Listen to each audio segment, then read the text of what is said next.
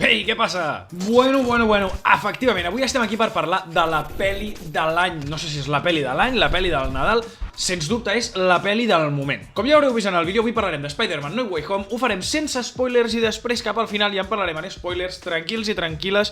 Us haig de donar les gràcies per haver clicat en aquest vídeo, totes aquestes persones que voleu veure només la part sense spoilers, perquè això confirma que confieu en mi, en que sabeu que no us faré cap spoiler. A més, teniu aquí sota la línia de temps, si veieu, surten destacat la part que està amb spoilers i quan comenci a parlar amb spoilers us sortirà i podeu clicar directament a partir d'allà els que ja vulgueu veure la review amb spoilers. Anem primer a posar-nos en situació. Què és aquesta Spider-Man No Way Home? Qui encara no ha pillat què està passant aquí? Doncs Spider-Man No Way Home és la tercera part de la tercera trilogia que s'ha arribat a fer d'aquest personatge de Marvel. La primera trilogia és la dels principis dels 2000, protagonitzada per Tobey Maguire. Després, a principis dels 10, diria que el 2012 aproximadament, es va estrenar The Amazing Spider-Man, que al cap i a la fi no és una trilogia, es va quedar a mitges i hi ha només dues pel·lícules. I està protagonitzada per Andrew Garfield. I aquesta tercera trilogia, la que protagonitza Tom Holland, és la que està directament relacionada amb tot aquest món de Marvel que hem estat veient últimament amb els Vengadores i totes aquestes històries. Haig de confessar que no sóc un gran seguidor de Marvel, sí que he vist moltes de les seves pel·lícules, però no puc dir que en sigui un fan. Però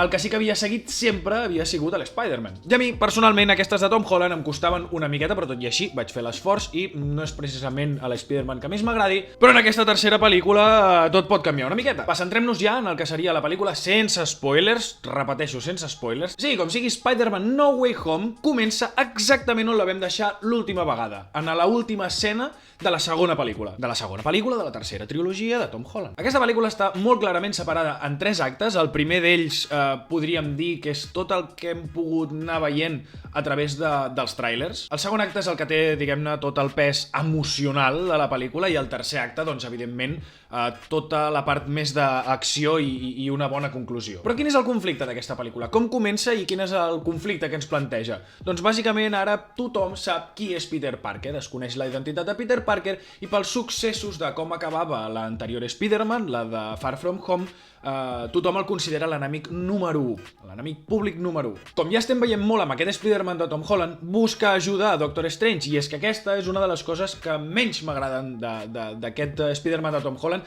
que ha anat arrossegant al llarg d'aquesta trilogia. La primera va ser amb Tony Stark, la segona amb Nick Fury, i en aquesta tercera doncs és Doctor Strange. Sempre ha de tenir un mentor que l'ajudi, sempre ha de tenir algú a darrere que li doni suport. Doctor Strange acaba acceptant ajudar a Peter Parker i el que fa és un encanteri per fer que la gent oblidi la identitat de Spider-Man i que no sàpiguen que és Peter Parker. Tot això desemboca una escena d'aquestes típiques una mica de comèdia, no? Típiques de Marvel, i és que en el moment en què està fent l'encanteri al Doctor Strange, el Peter li va dir no, però que tal persona no s'oblida de mi, la tia May que se'n recordi, el meu amic també.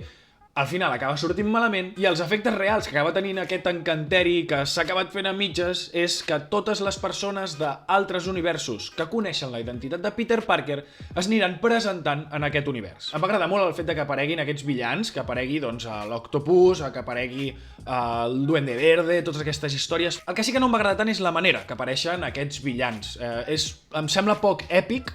L'epicitat ja vindrà després, això sí que és veritat, però em sembla poc èpic, simplement ja estem aquí, ja està. Sí que és veritat que suposo que ja tenien en compte que tota aquesta part sí que la sabríem a través dels tràilers, però m'ha semblat poquet èpic per lo que podria ser. Una de les coses que m'agradaria comentar en relació amb que no soc un gran fan de Marvel, etc., és que una de les grans coses que m'emporto d'aquesta pel·lícula és l'experiència viscuda al cine. No havia anat mai a veure una estrena d'aquesta categoria, per així dir-ho, no? Aquest tipus d'estrenes que se n'anomenen estrenes event. Hòstia, quina experiència, i des d'aquí vull saludar el xaval que tenia en el seient del costat, perquè és que va viure aquella pel·lícula. Qui em segueixi per xarxes socials ja ho vaig comentar.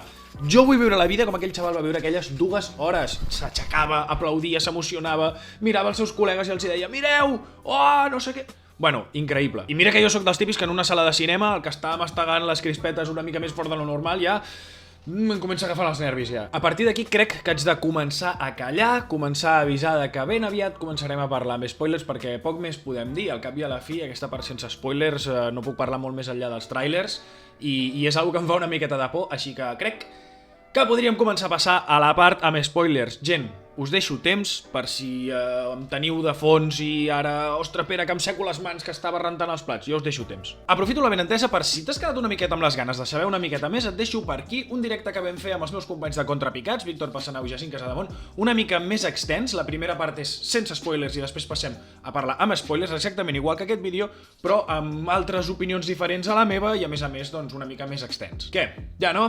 Vinga, va, som-hi! Bueno, gent, ha arribat el moment, anem a parlar amb spoilers, anem a parlar del que tothom estava esperant, que és... Que sí, que apareixen els altres dos! Hòstia, quina passada! Com va ser a la vostra sala? És el que comentava abans. És l'experiència completa, no? És a dir, tots ho estàvem esperant una miqueta, podia... Hi havia una mínima possibilitat de que fos que no, jo realment estava bastant convençut de que sí, però... Uau! Quan van obrir el portal, no?, de troben en Peter, que... una d'aquestes altres coses que simplement s'explica perquè ho ha fet un mag. Però bueno, ja està, deixem-ho passar. Tot a favor del passar-s'ho bé. Però això, quan obren el portal i ja es veu la figura d'Andrew Garfield així mig d'esquenes, mig en la foscor, s'acosta, arriba ell... Uau, cine de peus, aplaudint...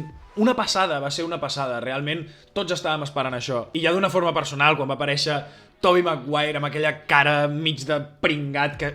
Oh, és que ets el millor Peter Parker. I hi ha molta gent que no està d'acord amb això.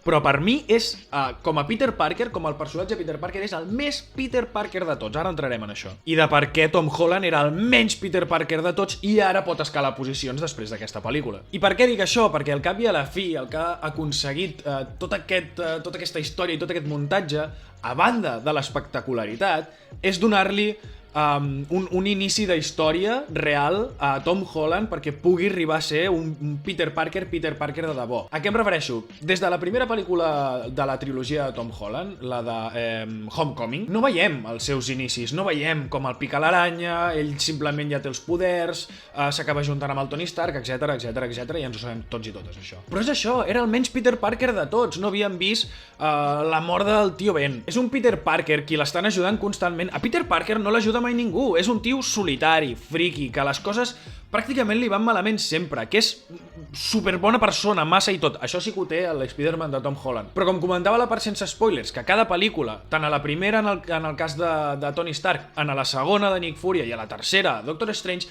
sempre ha de tenir algú darrere perquè l'ajudi, i això és zero Peter Parker. I com no obviar que aquesta maduresa com a personatge, que aquesta maduresa com a Peter Parker i poder aconseguir ser un Peter Parker verdader, li arriba a través de l'ajuda dels altres Peter Parkers. D'alguna manera, Tobey Maguire li acaba ensenyant que ser Peter Parker significa això, perdre persones, tenir aquest dol i aprendre a conviure amb ell i superar-lo. La veritat és que crec que van fer servir el que seria el fanservice, no?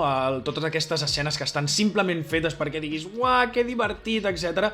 Com podria ser l'escena en el taller on estan allà mirant de trobar una solució tot plegat els tres i de cop diuen «Peter», i es giren els tres, no? Recreant literalment el meme, no? dels Spider-Man senyalant-se. Perquè aquesta és una altra. També crec que solucionen molt bé el fet d'explicar per què tant Tobey Maguire com Andrew Garfield són bastant més grans que com els veiem en les seves pel·lícules. Simplement et diuen que estan en un punt molt més avançat de la història de quan els vam deixar i ja està. El que no explica també, per exemple, és que doncs, si realment en aquest univers estan arribant totes les persones que coneixen la identitat de Peter Parker, primer de tot, per què no veiem a cap tia May? Per què no veiem a cap MJ? Per què? Perquè si coneixen a Peter Parker haurien d'aparèixer en aquest món també.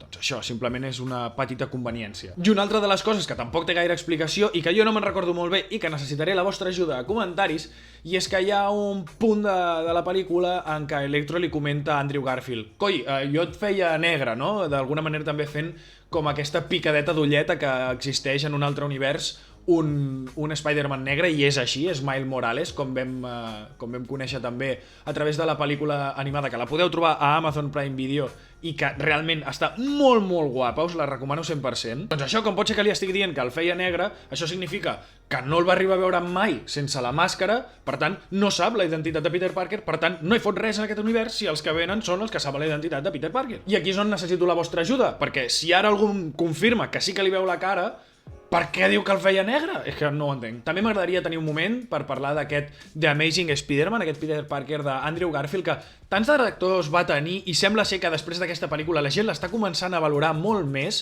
La seva trilogia va quedar inacabada, ja que només es van fer 2 pel·lícules, i a mi em sembla un gran Spider-Man, la veritat. Em va encantar que li donguessin entre cometes aquest final, perquè s'està especulant, a veure si Andrew Garfield vol acabar.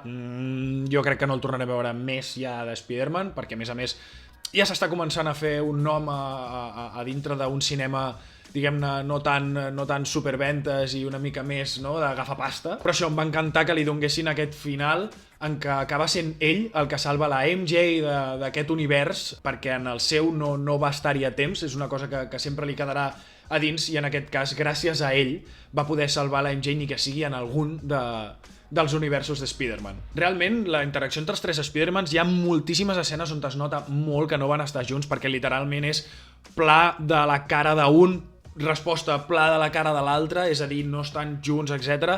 Més enllà de que crec l'escena que estan en el laboratori, on he comentat que recreen el meme dels Spider-Man senyalant-se, o en l'escena ja a la bastida, allà en l'Estàtua de la Llibertat, on Andrew Garfield li peta l'esquena a Tobey Maguire, o l'escena ja final de totes, on ja han derrotat, més que derrotat, curat els villans, i es veu a Andrew Garfield i a Tobey Maguire agafats així per l'ombro. Ara, per anar acabant, m'agradaria parlar del motiu pel qual comento que aquest Peter Parker de Tom Holland em semblava el menys Peter Parker de tots, i per què crec que ara es pot redimir i convertir-se en un dels grans Peter Parkers. L'essència de Peter Parker hi és una bona persona que sempre farà el que creu que és el millor, encara que sigui el més irracional, perquè al cap i a la fi, al principi de la pel·lícula ja té els villans guanyats, però ell prefereix trobar la cura perquè veure si així tenen una segona oportunitat en els seus propis universos. És que no hi ha res més Peter Parker que això, i aquí ja comencem a veure un Peter Parker més real. Per fin aquesta trilogia té la seva escena, i en aquest cas em flipa que no sigui amb el tio Ben, sinó que sigui amb la tia May. Em va encantar aquella escena, i que sigui ella la que li diu la gran frase de un gran poder comporta una gran responsabilitat. Diria que en la versió en català que es va fer de The Amazing Spider-Man ho diuen d'una altra manera.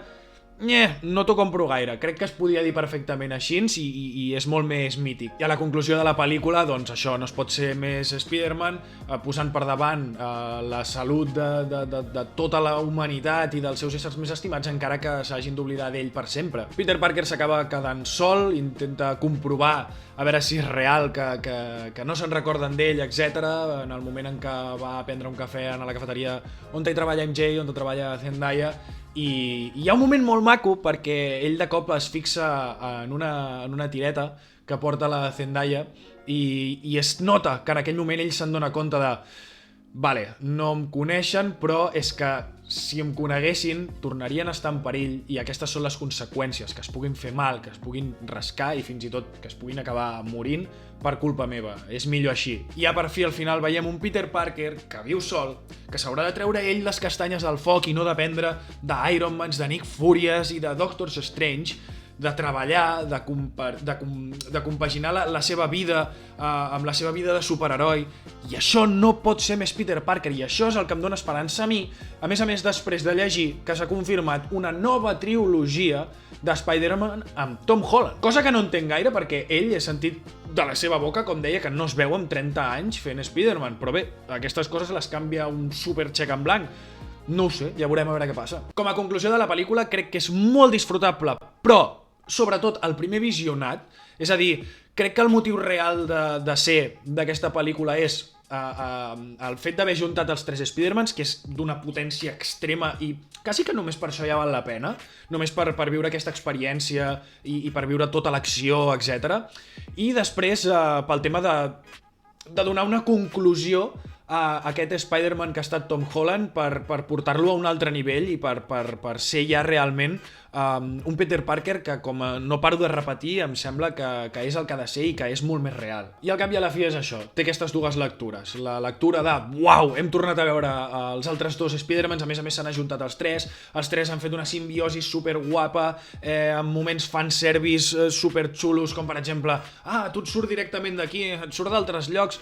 Jaja, és el que anem a veure, gent, és el que anem a veure. I al final també, doncs, aquesta conclusió d'aquest Peter Parker de Tom Holland i aquest horitzó de veure una història que crec que pot canviar molt els motius d'aquest Tom Holland, d'aquest Peter Parker de Tom Holland, que crec que és el que estava no acabant d'agradar a la gent. I si t'ho pares a pensar, realment queda tot molt tancat i en aquesta següent trilogia doncs, ja s'han fet algunes picadetes d'ullet perquè probablement un dels villans doncs, sigui Venom. Doncs bé, si has arribat fins aquí, només dir-te que espero que hagis gaudit d'aquest vídeo. He mirat de no escriure'm absolutament res i parlar del que recordava de la pel·lícula, que tot fos bastant natural, espero que hagi quedat bastant amè.